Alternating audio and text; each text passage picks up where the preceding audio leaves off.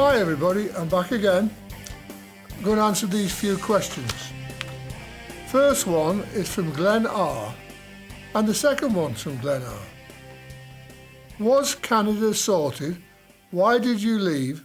Who did you drop the belt to? Who was the toughest wrestler when you worked for Brian Dixon?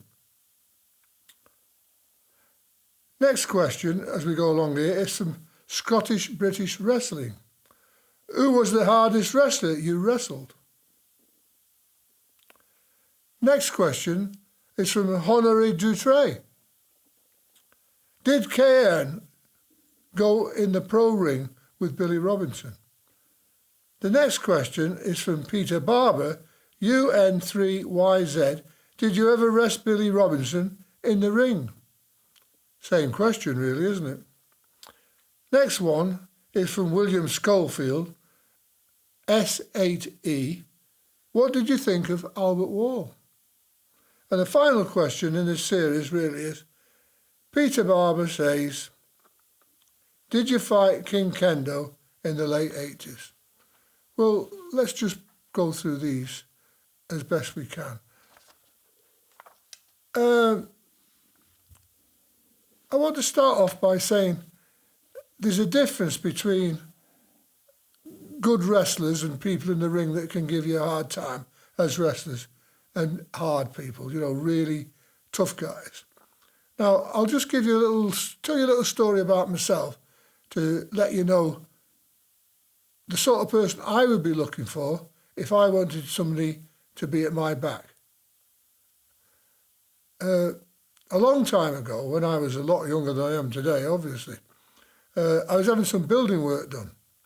And there were about 4 guys involved in this building work.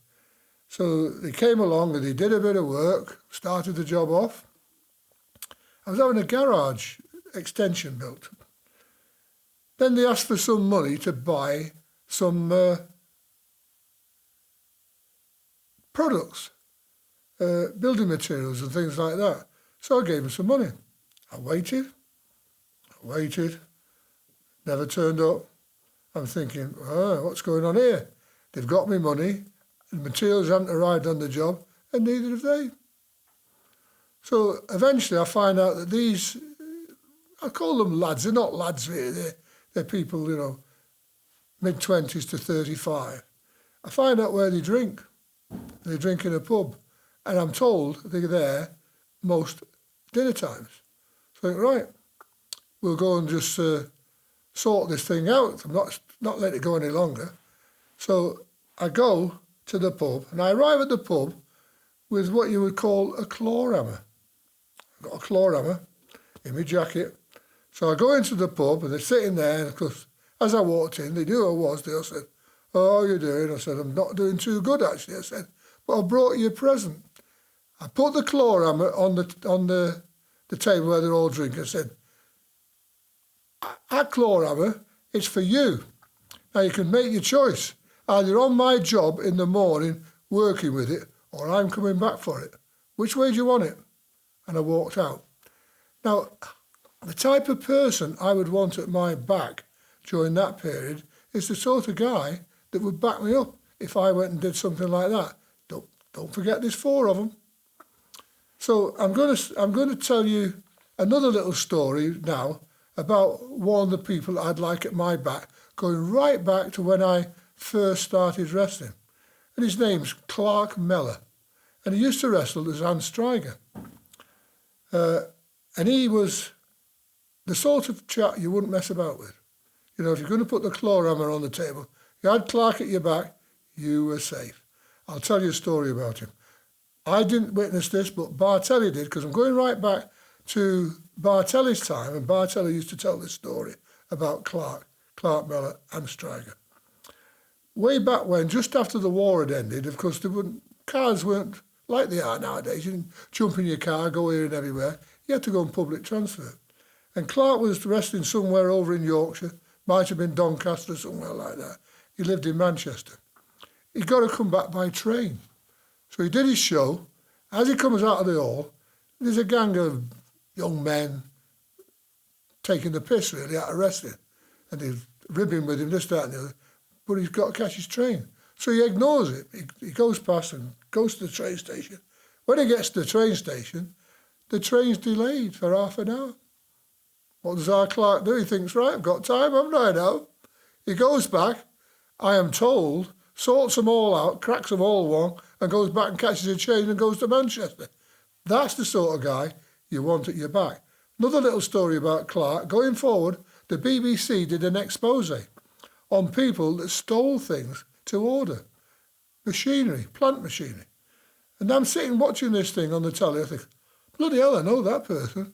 It's only Clark Miller sitting behind a big desk. And somebody's there, the BBC, of course, it's an undercover reporter, ordering some plant machinery to be stolen, to be delivered to him. And the BBC man says to Clark, he says, what if it's not right? And Clark points up on the wall, he says, there's the complaints department, there's a double-barrel shotgun hanging on the wall. That's the sort of guy that you want at your back. If you're going to go into any really difficult situation, you don't want a good catch wrestler, somebody who shakes your hand beforehand and after that. You want somebody behind you that knows what the world's all about. Another sort of, there are one or two others. There's another guy as well that's going down south who's called Peter Rann. Now, Peter Rann's very smooth on the surface, very nice, very charming, but not underneath. Underneath it all, he used to work for a guy called Ratman, who was called the slum landlord. And he and a guy called Mad Fred the Axeman he was called actually. Now, according to Peter, Mad Fred, I met Mad Fred a few times. Mad Fred was enthralled by me, would you believe? Because Mad Fred had once been on a course where I was on the course with Keneshiro Abbey. And Mad Fred was very impressed with Keneshiro Abbey. So therefore, for some strange reason, according to Peter Rann, he worshipped me. And I thought, well, that's good, because these are the sort of guys that you'd want on your side if you had trouble. And as I say, Rann and Mad Fred Ratman used to buy these tenements with tenants in them who got long-time tenancies.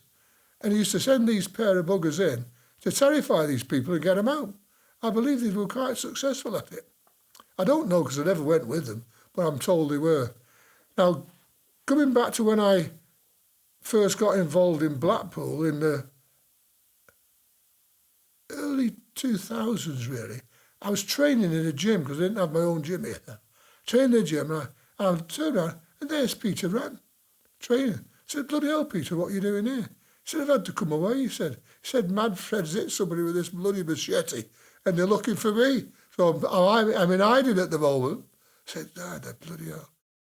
That's the two people that I would actually say, that's the sort of guy that you'd want behind your back if anything went wrong.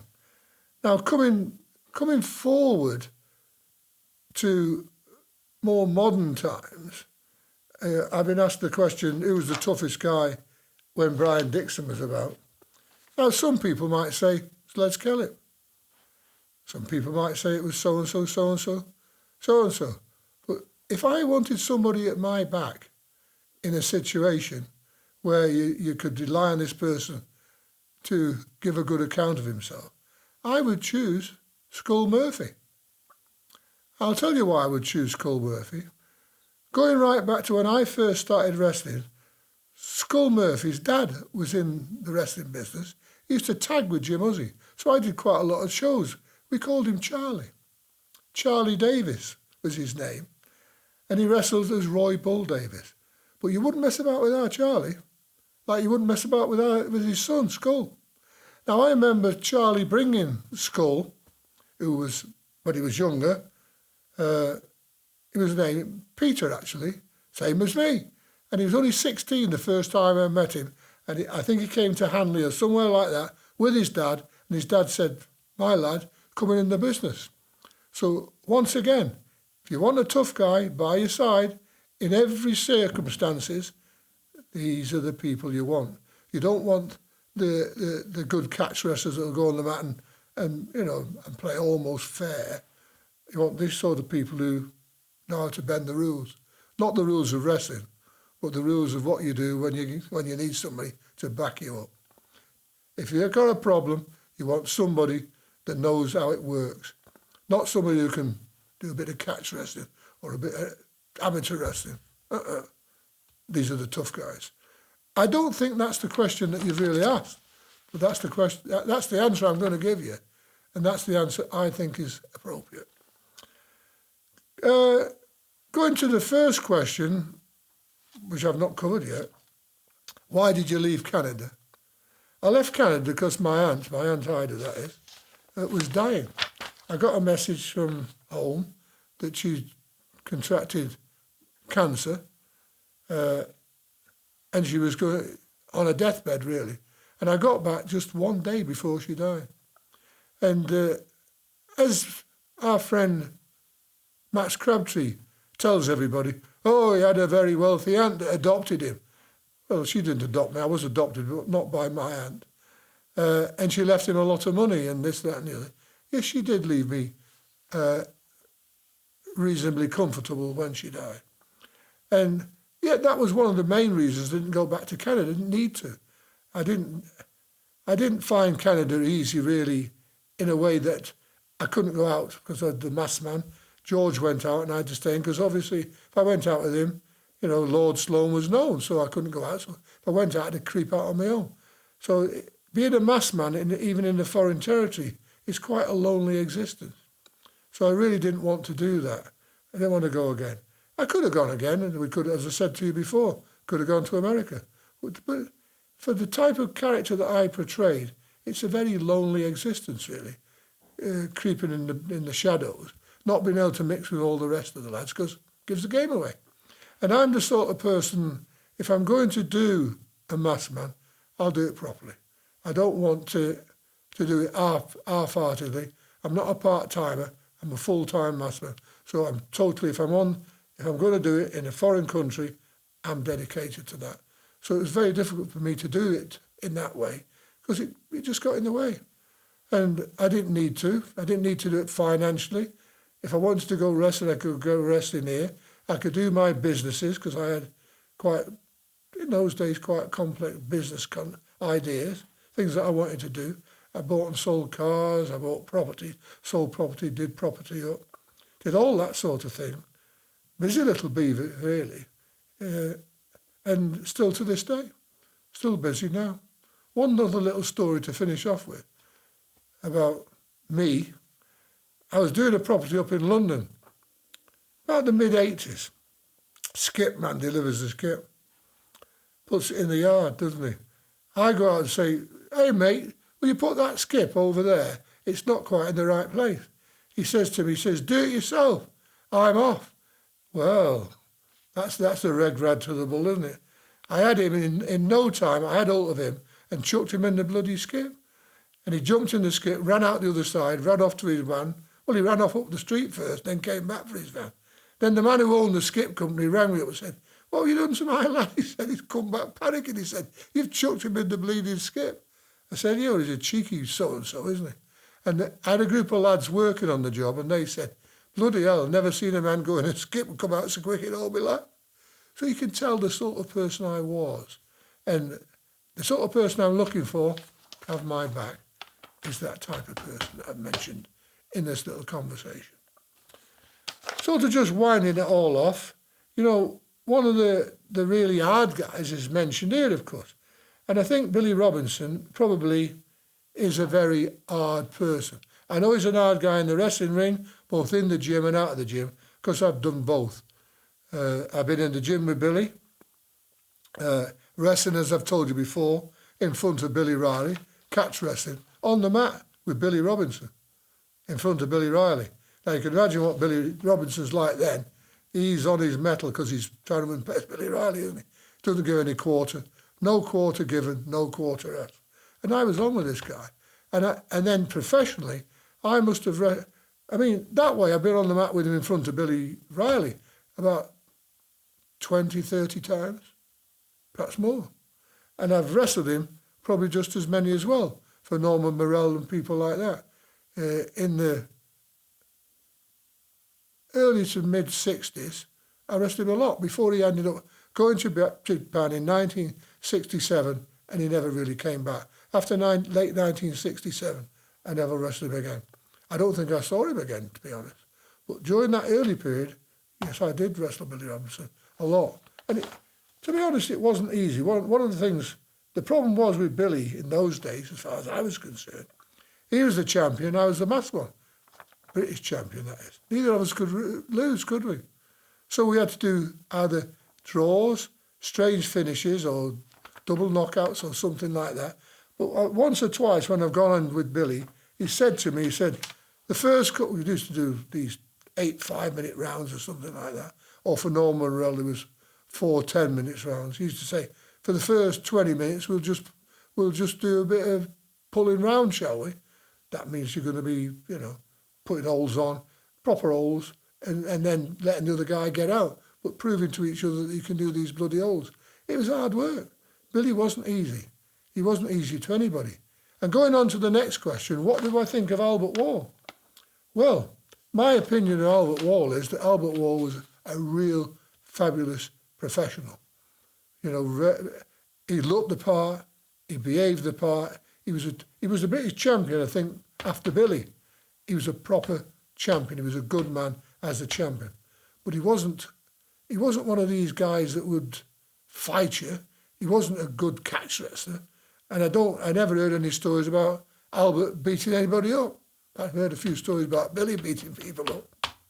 But I will give you one instance that I know. Billy Robinson was on with our Albert one night, came out of the ring, and Albert said to him that he was stiff. And Billy Robinson smacked him round the face. I saw him do it. So you can tell there's always that tension. Whenever Billy Robinson was in a dressing room in the 60s, up until he left, there was always a tension in the dressing room.